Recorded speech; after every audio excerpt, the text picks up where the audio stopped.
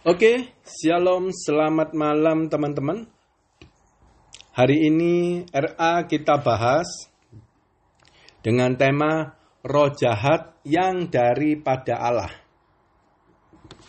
Oke, ayat yang diambil 1 Samuel 16 ayat 14. Tapi saya baca 1 Samuel 16 14 sampai 16. 14, tetapi roh Tuhan telah mundur daripada Saul, dan sekarang ia diganggu oleh roh jahat yang daripada Tuhan. 15, lalu berkatalah hamba-hamba Saul kepadanya, ketahuilah, roh jahat yang daripada Allah mengganggu engkau.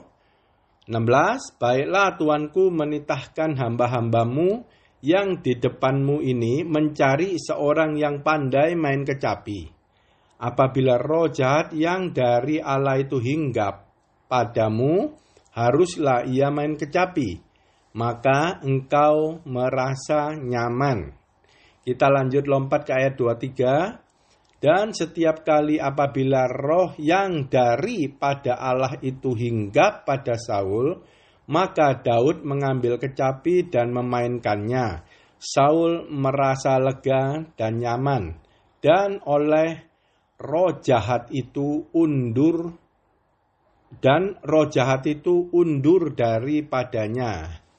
Oke, nah ini cerita tentang roh jahat yang daripada Allah mengganggu Raja Saul, gitu ya ceritanya ya. Oke, jadi ada kejadian di ayat 14a itu diawali dengan roh Tuhan mundur daripada Saul. Ya, nah ini adalah perjanjian lama, jadi tidak dikatakan roh Tuhan itu berada di dalam manusia, karena perjanjian lama itu Tuhan Yesus belum datang, belum menebus manusia dari dosa-dosanya yang di kayu salib. Jadi Roh Kudus tidak bisa bersemayam tinggal di dalam tubuh manusia. Makanya Roh Kudus bukan masuk ya, menyertai gitu mungkin ya. Ya, menyertai gitu ya. Nah, ketika Saul ini meninggalkan Tuhan dulu, baru di ayat 14, itu cerita sebelumnya di ayat 14, roh Tuhan mundur daripada Saul. Jadi adalah kehendak Saul meninggalkan Tuhan, gitu ya. Nah, ini roh Tuhan, Tuhannya itu huruf besar semua. Ya, jadi benar-benar ini adalah roh Allah sendiri. Ya. Ada kemungkinan ini roh Tuhan ini roh Yesus kemungkinan ini ya. Tapi ya nggak tahu ya, karena Tuhan huruf besar semua, bahasa aslinya itu YHWH. Ya, oke, telah mundur. Jadi ada satu hukum di dalam dunia roh. Ketika roh Tuhan mundur, ini untuk orang Kristen. Ketika roh Tuhan mundur, otomatis roh jahat itu mengganggu. Ya. Tapi nanti kita berbicara yang daripada Tuhan itu nanti kita jelaskan. Sekarang ada hukum dulu. Ketika roh Tuhan mundur, berarti ada roh jahat yang mengganggu. Ya, kalau di perjanjian baru, roh Tuhan mundur, maksudnya adalah persekutuan intim kita dengan Tuhan sudah mulai mundur. Itu ya. Tapi Roh Kudus di dalam kita di perjanjian baru itu bukan keluar masuk. Ya, sekali terima Tuhan Yesus itu berarti paket. Itu berarti kita terima Roh Kudus di dalam diri kita. Itu ya. Terus bukan mundur kayak di sini terus Roh Kudusnya itu keluar. Terus tobat lagi, masuk lagi, bukan begitu. Jadi maksudnya kita tidak merespon terhadap perkataan Roh Kudus yang di dalam hati kita. Nah, jadi Roh Kudus Tuhan roh mundur di sini berarti Roh Kudus di dalam kita itu tidak aktif diam. Karena kita yang tidak menanggapi. Gitu ya. Nah, jadi begitu kita tidak menanggapi persekutuan intim kita dengan Tuhan itu mengendor, maka itu hukumnya ada kesempatan dari roh jahat yang masuk mengganggu. Ya, nah itu dulu nih kita pegang ya. Oke, di perjanjian baru dikatakan gelap dan terang tidak bisa bersatu. Makanya ketika kita terima Tuhan Yesus, satu paket itu terima Roh Kudus. Nah, itu gelap harus keluar. Roh-roh jahat itu harus keluar, sudah tidak boleh ada lagi di dalam tubuh kita. Makanya orang Kristen yang benar-benar, yang sejati percaya Tuhan Yesus, itu gak bisa disantet, gak bisa dikerjain, gak bisa disenggol sama roh-roh jahat. Gitu ya. Oke. Di sini dikatakan, mengganggunya nanti kita belajar, apa sih yang diganggu? Gimana cara mengganggunya, gitu ya. Nah ini ya, di sini juga roh jahat itu dikatakan hinggap. Ya. Bukan merasuki, itu ayat 16. Hinggap. Ya, bukan merasuki. Ya, hinggap. Nah, begitu hinggap, tetapi di ayat 23 dikatakan, waktu Daud main kecapi, Saul merasa lega dan nyaman. Ya, berarti waktu si roh jahat itu hinggap, ada yang dia kerjakan. Ya, dia tidak merasa nyaman. Dan itu sampai kelihatan di ayat 15 hamba-hamba Saul lihat. Wah, ini lagi kehinggapan roh jahat ini. Itu terlihat gitu loh. Makanya dia ngasih ide. Cuman si Daud ini emang udah ngetop nih. Makanya hamba-hamba Saul tahu. Suruh cari orang yang pandai main kecapi. Gitu ya. Orangnya itu Daud ngetop sekali gitu ya. Waktu dia main kecapi, ini bukan kosongan, dia bisa mengundang hadirat Tuhan. Roh Allah hadir, hadiratnya atmosfernya beda. Makanya hambanya ngomong, engkau merasa nyaman gitu ya. Berarti udah ngetop Daud, udah nyampe ke sana kabarnya gitu ya. Oke. Nah jadi yang ditakuti si setan itu bukan kecapinya. Dan bukan musik kecapinya. Bukan. Gitu ya. Yang ditakutin adalah Daud. Pemain kecapinya ini loh yang ditakuti setan itu. Karena Daud ini orang yang sudah diurapi Tuhan jadi raja. Tapi belum naik. Dia orang sudah diurapi. Ketika dia mengerjakan sesuatu. Dia main kecapi itu jadi beda. Itu ya, itu jadi menyukakan hati Tuhan. Makanya hadirat atmosfernya langsung beda. Ya, hadirat atmosfernya beda, itu suasana juga beda. Membedakan itu suasana bisa lebih nyaman, kata Raja Saul, karena roh jahatnya itu sudah undur. Jadi suasananya enak. Ya, ini bukan seperti kita itu nyetel tip lagu Tuhan gitu ya. Lagu gereja, nyetel tape, nanti suasana hadirat Tuhan turun. Bukan gitu. Karena itu mesin. Tetapi ini orang yang diurapi Tuhan, yang mainkan kecapi itu membawa suasana hadirat Tuhan itu hadir di sana. Sehingga roh jahat itu mundur. Begitu roh jahat mundur, Saul ada rasa lega.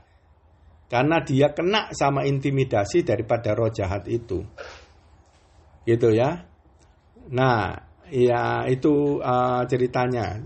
Misalnya nih, kita kalau ada orang yang nggak benar, kumpul di kumpulan orang benar.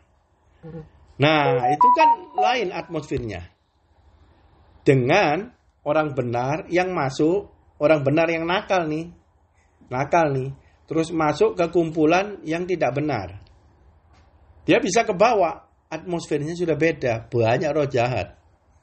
Itu ya, mengintimidasi terus. Gitu ya, sehingga dia bisa ikut. Kalau kumpulannya pemabuk ya dia jadi ikut mabuk. Kalau kumpulannya penjina dia bisa ikut jadi jina. Nah, gitu ya. Di Mazmur juga diomongkan, jangan duduk dengan kumpulan pencemooh ya kan. Tetapi siapa yang kesukaannya merenungkan Taurat itu siang dan malam, ia seperti tanaman yang ditanam di tepi aliran sungai. Aliran air gitu ya. Jadi maksudnya kamu kumpullah sama Tuhan dulu. Ya, yang pasti kumpul sama Tuhan. Walaupun kamu juga kumpul dengan punya kumpulan yang sehat. Tapi yang terutama kumpullah kamu dengan kumpulan Tuhan gitu ya. Nah, itu akan membawa atmosfer yang berbeda. Nah, kalau atmosfer yang berbeda, itu Roh Kudus benar-benar aktif di dalam diri kita. Roh jahat tidak berkuasa, tidak bisa mengganggu. Itu hukum, teman-teman. Ya, hukum. Oke, sekarang kita ngomong lagi mengenai roh jahat. Pelan-pelan ya, mengenai roh jahat. Wahyu 12 ayat 3 dikatakan gini. Maka tampaklah suatu tanda yang lain di langit. Dan lihatlah seekor naga merah padam yang besar, berkepala 7 dan bertanduk 10, dan di atas kepalanya ada 7 mahkota. 4. Dan ekornya menyeret sepertiga dari bintang-bintang di langit dan melemparkannya ke atas bumi. Dan naga itu berdiri di hadapan perempuan yang hendak melahirkan itu untuk menelannya. Segera sesudah perempuan itu melahirkannya. Nah, ini dikatakan naga merah padam. Di ayat lain naga tua, yaitu si iblis. Iblis itu cuma satu. Ya, iblis itu cuma satu, setan itu. Ya, nah terus dia menyeret sepertiga bintang-bintang di langit. Ini malaikat. Ya, malaikat dan dilemparkan ke atas bumi. Menyeretnya pakai ekor. Saya pernah katakan ya, ekor itu adalah pengajaran ya. Jadi si iblis yang tunggal itu, kepalanya setan itu, menyeret malaikat ya, dan dilemparkannya ke atas bumi. Ya, oleh Tuhan ya, dilemparkan ke atas bumi. Nah, terus kita udah tahu malaikat itu adalah makhluk roh. Dia tidak mempunyai tubuh. Ya, itu berarti roh. Malaikat adalah roh baik. Ketika dia jatuh di dalam dosa, ikut Lucifer yang dilempar ke bumi itu namanya roh jahat. Roh jahat. Kalau dia ngomong roh jahat dari Tuhan, ya benar. Awalnya roh baik, terus jadi roh jahat. Jadi roh jahat itu bukan diciptakan oleh kepala si setan itu. Ya, kalau pengertian pengajaran banyak yang sudah diomongin itu Lucifer. Ya, maksudnya kepala, tapi sebenarnya beda itu. Tapi kita karena sudah terlanjur banyak orang ngomong kepala setan iblis itu Lucifer, kita ngomong Lucifer. Nah, jadi semua roh-roh jahat itu adalah anak buahnya Lucifer. Ya, dulunya dari Tuhan bukan? Ya, dari Tuhan. Tapi yang di atas tadi bisa ada penafsiran lagi yang dimaksudkan adalah Tuhan mengizinkan roh jahat itu. Karena ada hukumnya, begitu roh Allah mundur, itu berarti roh jahat bisa maju. Nah, itu hukumnya. Jadi Tuhan mengizinkan. Maksudnya dia mempunyai hukum seperti itu Tuhan. Itu maksudnya Tuhan mengizinkan gitu ya. Ya, jadi bukan berarti terus minta izin ke Tuhan. Tuhan, aku izin ya, mau ganggu ini. Bukan. Jadi begitu undur otomatis iblis bisa masuk, itu hukumnya. Roh jahat masuk ya. Oke. Dan ayat ini luar biasa di Wahyu ini. Berdiri dan naga itu berdiri di hadapan perempuan yang hendak melahirkan itu untuk menelan anaknya. Ya, ini adalah jawaban, ini adalah nubuatan dari Kejadian 3 ayat 15 waktu manusia itu jatuh dalam dosa. Kejadian 3 ayat 15, aku akan mengadakan permusuhan antara engkau dan perempuan ini. Dan keturunanmu dan keturunannya akan meremukkan kepalamu dan engkau akan meremukkan tumitnya. Maksudnya perempuan hendak melahirkan itu adalah kelahiran gereja. Dan itu akan ditelan. Anaknya gereja, orang-orang Kristen yang benar, yang percaya Tuhan Yesus, itu ditelan oleh si naga dengan semua antek-anteknya roh-roh jahat itu. Ya, seperti singa mengaum keliling-keliling hendak menelan siapa yang bisa ditelan. Ya, jadi di Kejadian 3:15 sudah dinubuatkan akan ada permusuhan, gitu ya. Dan keturunannya, yaitu orang-orang kudus Tuhan itu, ya orang percaya akan meremukkan kepalamu, meremukkan kepala ular. Ini maksudnya kepala adalah pola pikir, pengajaran daripada si iblis itu, gitu ya. Nah, itu nubuatannya ya. Oke. Nah, ini mengenai ekor itu adalah pengajaran dusta. Itu Yesaya 9 ayat 14 dikatakan, tua-tua dan orang-orang yang terpandang itulah kepala. Dan nabi yang mengajar dusta itu adalah ekor.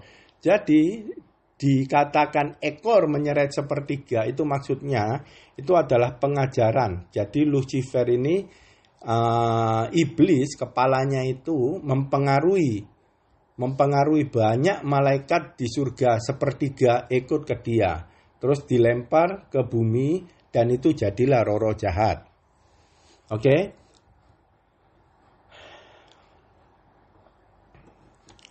Sebentar ya.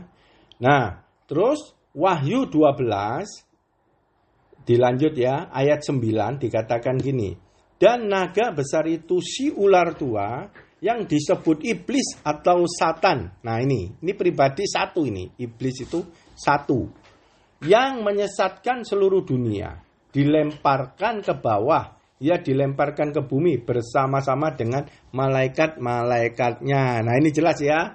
Nah tugas utama nih Satan, iblis dan roh-roh jahat itu menyesatkan seluruh dunia. Tugas utama menyesatkan. Pakai apa? Ekor. Pakai apa? Pengajaran. Nabi-nabi palsu yang mengajarkan dusta. Nah jadi waktu si roh jahat itu mengganggu Saul itu bukan secara fisik menurut saya. Ya, mengganggu Saul itu di pikirannya. Ya, intimidasinya di pikirannya. Dia mau menyesatkan Raja Saul melalui keinginan yang menyimpang. Ya, menyimpang dari kehendak Tuhan. Kita tidak tahu apa. Pokok tujuannya menyesatkan melalui keinginan-keinginan yang buruk. Gitu ya. Nah, itu mengganggunya seperti itu. Jadi bukan secara fisik nongolin, diganggu penampakan serem-serem, bukan seperti itu ya. Oke. Dan ini yang pertama dikatakan roh jahat itu hinggap, mengganggu, hinggap. Itu yang pertama, ya. Belum parah. Kenapa? Ayat 23 dikatakan, waktu Daud mengambil kecapi dan memainkannya, Saul merasa lega dan nyaman. Roh jahat itu undur daripadanya. Ini ayat 23. Ya. Oke, sekarang kita baca.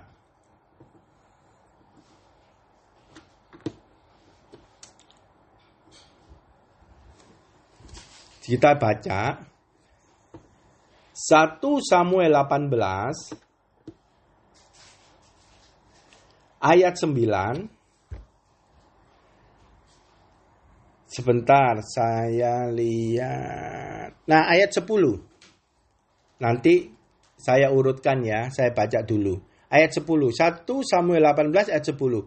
Keesokan harinya roh jahat yang daripada Allah itu berkuasa atas Saul. Ini sekarang. Berkuasa. Yang atas baru hinggap. Baru mengganggu. Belum menguasai Saul. Tapi di ayat 10 ini roh jahat sudah berkuasa atas Saul. Sehingga ia kerasukan. Sudah dirasuk. Yang di atas tadi pertama belum. Waktu belum, Daud main kecapi, dia undur, tenang. Tapi ayat 10, roh jahat itu berkuasa atas Saul sehingga ia kerasukan di tengah-tengah rumahnya. Sedang Daud main kecapi seperti sehari-hari. Adapun Saul ada tombak di tangannya. 11. Saul melemparkan tombak itu karena pikirnya, baiklah aku menancapkan Daud ke dinding. Tetapi Daud mengelaknya sampai 2 kali. Nah, waktu di ayat 10 Daud main kecapi, nggak mempan. Ya, udah dikuasai. Jadi tetap dia nggak merasa lega tenang. Tapi dia tetap mau membunuh Daud. Beda ya. Yang pertama itu cuman diganggu, tapi yang kedua sudah dikuasai. Nah, kita baca nih. Ya, kita baca sekarang, kita belajar. Jadi kalau udah dikuasai, Daud pun main kecapi, nggak mempan. Tetap aja. Nggak bisa roh jahatnya undur, enggak. Tetap malah mau membunuh Daud kan, ditombak gitu ya. Oke, 1 Samuel 18 ayat 7. Dan perempuan yang menari-nari itu menyanyi berbalas-balasan. Katanya, Saul mengalahkan beribu-ribu musuh, tetapi Daud berlaksa-laksa. 8. Lalu bangkitlah amarah Saul dengan sangat. Dan perkataan itu menyebalkan hatinya. Sebab pikirnya, kata Daud diperhitungkan mereka berlaksa-laksa, tetapi kepadaku diperhitungkan beribu-ribu. Akhir-akhirnya jabatan raja itu pun jatuh kepadanya. 9. Sejak hari itu, maka Saul selalu mendengki Daud. 10.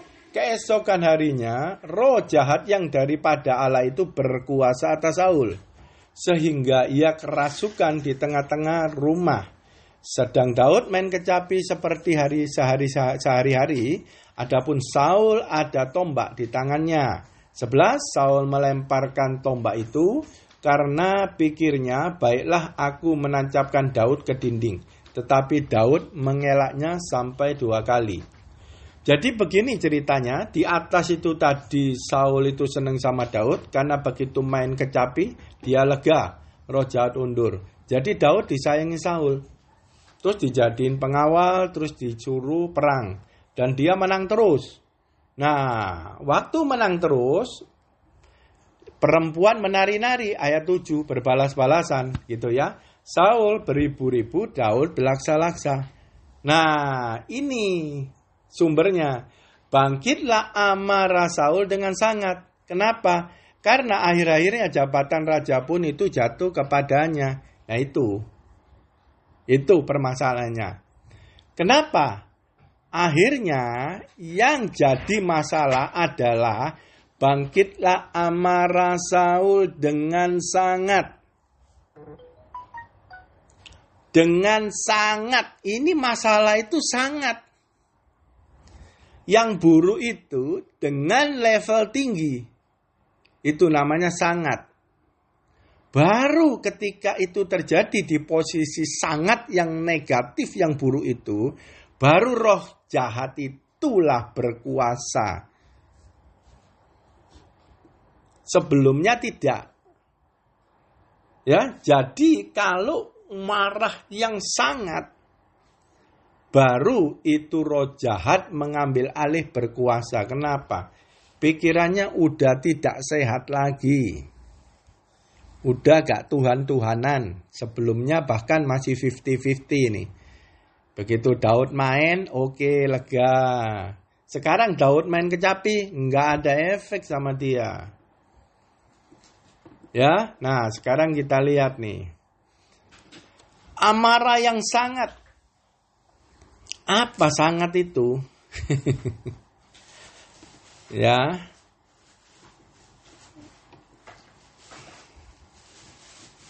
Sebentar ya.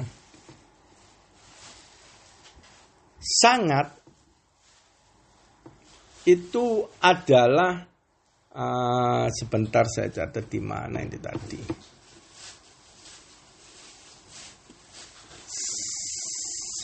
Sangat. Oke. Jadi sangat itu adalah satu ukuran yang lebih. Itu namanya sangat. Ya. Satu ukuran yang lebih. Ini yang berbahaya ya buat manusia. Satu ukuran yang lebih. Contohnya ini adalah yang negatif nih. Ya, amarah. Amarah yang lebih. Jadi yang lebih daripada yang kita bisa handle itu sangat. Makanya karena melebihi yang kita bisa handle namanya sangat, kita kehilangan akal sehat. Ya, di sana itu iblis masuk menguasai. Logika Kristus sudah hilang. Karena ada sangat posisinya. Sangat ini sangat bahaya. Yang ini contoh amarah, sangat yang negatif. Ada juga sangat kaya. Nah, ini bahaya juga. Di luar kemampuan menghandle. Bahaya sangat kaya itu. Gitu ya. Jadi ada kata-kata sangat itu hati-hati. Ya, makanya ayat itu ada ayat yang lain kan. Salomo bilang berilah bagianku gitu ya. Nah, kalau namanya sangat itu berarti udah di luar pengendalian kemampuan kita. Kemampuan itu kemampuan apa gitu ya. Nih, Roma 12 ayat 3. Ini satu ayat setelah Roma 12 1 dan 2 penyembahan perjanjian baru. Ini ayat 3-nya. Berdasarkan kasih karunia yang dianugerahkan kepadaku, aku berkata kepada setiap orang di antara kamu, janganlah kamu memikirkan hal-hal yang lebih tinggi daripada yang patut kamu pikirkan. Tetapi hendaklah kamu berpikir begitu rupa, sehingga kamu menguasai diri menurut ukuran iman yang dikaruniakan Allah kepada kamu masing-masing. Tiap orang mempunyai ukuran iman, ya. Jadi, ukuran iman ini adanya di pikiran. Karena dikatakan, jangan kamu memikirkan hal-hal yang lebih tinggi dari ukuran iman. Lebih tinggi itu adalah yang sangat melebihi daripada ukuran iman. Tiap manusia itu ukurannya beda. Begitu melebihi sangat itu namanya kamu sudah tidak patut lagi memikirkannya. Sehingga kamu tidak bisa menguasai dirimu lagi. Seperti Saul itu, begitu dia sudah kena sangat, dia nggak bisa menguasai diri lagi. Gitu ya. Iman yang ada di pikirannya, yang disuplai dari hati itu, udah hilang. Gitu ya. Jadi, udah lebih daripada ukuran iman. Akhirnya kacau semua. Ya. Dan itu yang sangat bahaya, kata-kata sangat. Ada juga anak muda nih. Kalau sangat mencintai, belum menikah nih ya. Ada sangat mencintai gadis. Kalau itu di luar Kristen, nah gimana? Kan banyak tuh kejadian. Itu sangat tuh. Jadi sangat yang baik adalah untuk Tuhan Yesus. Gitu ya. Dengan pengertian yang benar. Begitu ada sangat di luar Tuhan Yesus, itu berbahaya. Itu bisa jadi penyembahan berhala. Ya. Nah, ukuran iman untuk menguasai diri. Menguasai diri adalah menguasai seluruh anggota tubuh. Seperti Roma 12, 1-2. Persembahkanlah anggota tubuhmu kepada Tuhan. Persembahan yang hidup. Dari mana? Yaitu oleh ukuran iman menguasai diri. Semakin ukuran iman itu besar, semakin kita bisa menguasai diri. Semakin pijakan daripada roh jahat itu, semakin mengecil. Maka semakin anggota tubuh kita semakin berkenan kepada Tuhan sebagai persembahan di perjanjian baru itu. Roma 12, 1 dan 2. Gitu ya. Nah, ini contoh lagi nih. Kejadian 4, 4-8. Habel juga mempersembahkan korban persembahan dari anak sulung kambing dombanya, yakni lemak-lemaknya. Maka Tuhan mengindahkan Habel dan korban persembahannya itu. 5, tetapi Kain dan korban persembahannya tidak diindahkannya. Lalu hati Kain menjadi sangat panas dan mukanya muram. No, hati Kain menjadi sangat panas. Sangat. Ya. 6, firman Tuhan kepada Kain, mengapa hatimu panas dan mukamu muram? 7, apakah mukamu tidak berseri jika engkau berbuat baik? Tetapi jika engkau tidak berbuat baik, dosa sudah mengintip di depan pintu. Ia sangat menggoda engkau, tetapi engkau harus berkuasa atasnya. Sangat, itu berarti dosa sudah mengintip di depan pintu. Dan engkau harus berkuasa mengatasinya. Apa itu berkuasa mengatasinya itu? Menguasai dirimu menurut ukuran iman. Jadi melalui iman itu kita harus berkuasa menguasai diri kita. Supaya dosa itu tidak dibuai. Keinginan itu tidak dibuai melahirkan dosa. Oleh keadaan posisi yang sangat itu. Ya, sangat panas, makanya mukanya muram.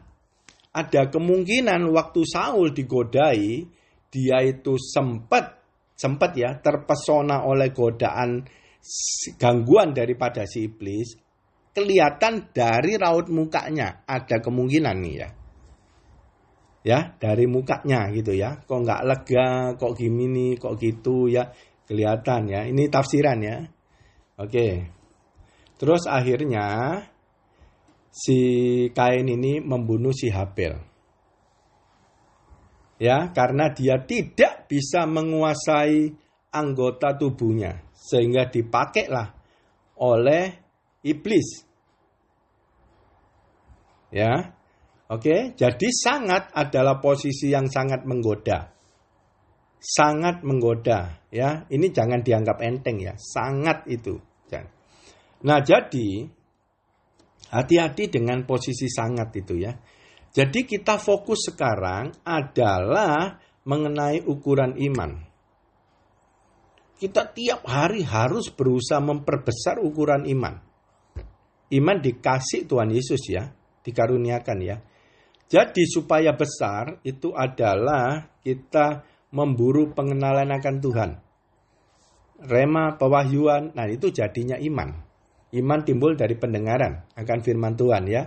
Nah, begitu ukuran iman kita membesar, kita lebih bisa menguasai diri, kita lebih bisa menguasai anggota tubuh kita untuk persembahan kepada Tuhan.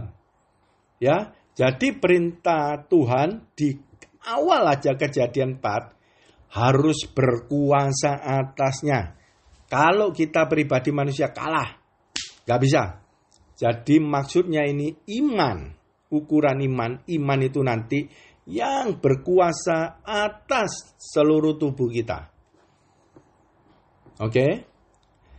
Jadi sekali lagi hati-hati dengan kata-kata sangat, di posisi kita sangat. Ya, jadi jangan cepat sangat. Kalau di bahasa pergaulan sehari-hari, sumbumu jangan pendek. Ya, sumbumu jangan pendek, sumbumu mesti panjang. Kalau sumbumu panjang, itu wawasanmu, imanmu, ukurannya harus membesar. Dan itulah namanya minyak cadangan. Dan itu nanti yang membawa damai, tenang ya. Senjata orang Kristen kan tenang. Supaya engkau dapat berdoa. Kan ada ya di ayat lain-lain ya. Gitu ya. Jadi panjanglah sumbumu. Perbanyak minyak cadangan. Pengetahuan akan Tuhan. Itu semua membuat ukuran iman kita membesar. Gitu ya. Nah. Di Roma 6 ayat 13.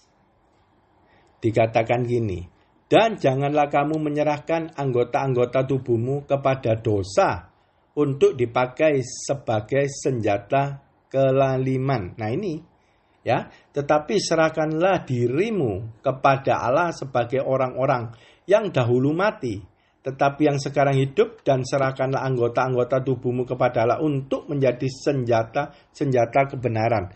Lah gimana nyerahkan anggota tubuh sebagai senjata kebenaran? Kan nggak bisa kita dibakar terus dipersembahkan kepada Tuhan kayak perjanjian lama. Ya caranya kamu bisa menguasai dirimu. Begitu menguasai dirimu berarti seluruh anggota tubuh kita untuk kemuliaan Tuhan. Melalui apa? Ya iman tadi. Gitu ya.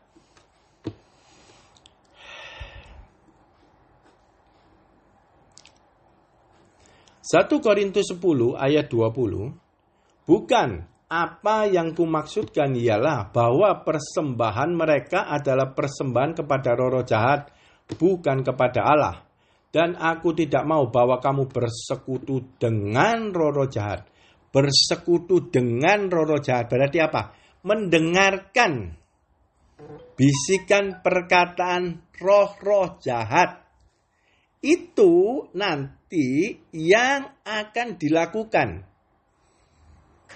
Anggota tubuhnya akan mempersembahkan kepada roh-roh jahat. Ini ayatnya ini. Kalau kita bersekutu kepada Tuhan, seperti tadi diomong, seperti aliran air, tanaman di tepi aliran air, itu bersekutu dengan roh Allah. Maka kita bisa mengendalikan, menguasai diri kita, seluruh anggota tubuh kita. Itu semua yang kita lakukan itu persembahan kepada Allah, kepada Tuhan Yesus. Nah, maksudnya gitu. Dan semuanya ujung-ujungnya Amsal 4 ayat 23. Karena roh itu berbicaranya di hati. Persekutuan dengan Allah itu berbicaranya hati ke hati.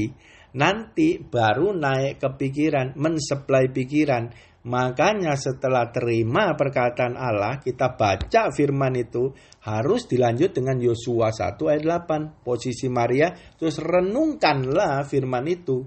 Sehingga ada pertobatan, perubahan pola pikir, dan itu jadi iman. Adanya di pikiran, hati dan pikiran.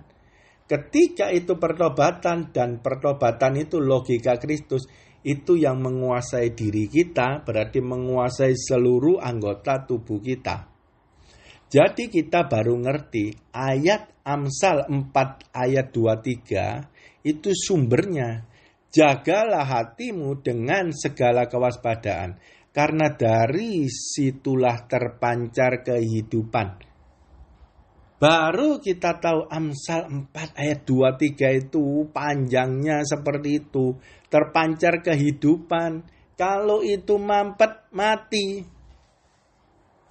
Binasa karena hatinya tidak dijaga, jadi banyak kotoran, jadi kehidupannya tidak terpancar dari sana, jadi dia mampet.